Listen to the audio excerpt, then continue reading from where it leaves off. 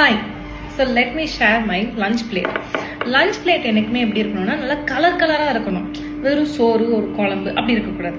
நல்லா கலர்ஃபுல்லாக இருக்கணும். நம்ம லஞ்ச் பிளேட் பார்த்தீங்களா? ஸோ இது வந்துட்டு பீன்ஸ் பொரியல்.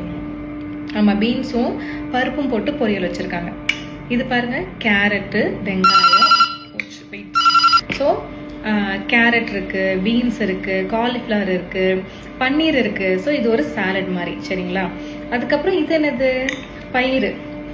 ஸோ இது வந்துட்டு ப்ரோட்டீனுக்காகவும் கார்போஹைட்ரேட்ஸ்க்காகவும். என்னது இங்கே சோறே இல்லை, ஒரு சப்பாத்தி கூட இல்லை. கார்போஹைட்ரேட்ஸ் எங்கே தான் இருக்குன்னா எல்லா நட்ஸ்லையும் எல்லா பயிறு வகைகள்லையும் கார்போஹைட்ரேட்ஸ் இருக்கு, நிறையவே இருக்கு. சிட்டிங் டைப் ஜாப்ல இருக்கீங்கன்னா உங்க பிளேட் இப்படி வச்சுக்கிறது ரொம்ப நல்லது. நீங்க இவ்வளோவா சாப்பிடுவீங்க டெய்லி அப்படின்னு கேட்டீங்கன்னா, டு பி ஆனஸ்ட், என்னால இது ஃபுல்லா சாப்பிட முடியாது. எனக்கு கண்டிப்பா இந்த பயிரில் வந்துட்டு ஒரு 3/4 இல்லை 1/2 தான் சாப்பிடுவேன்.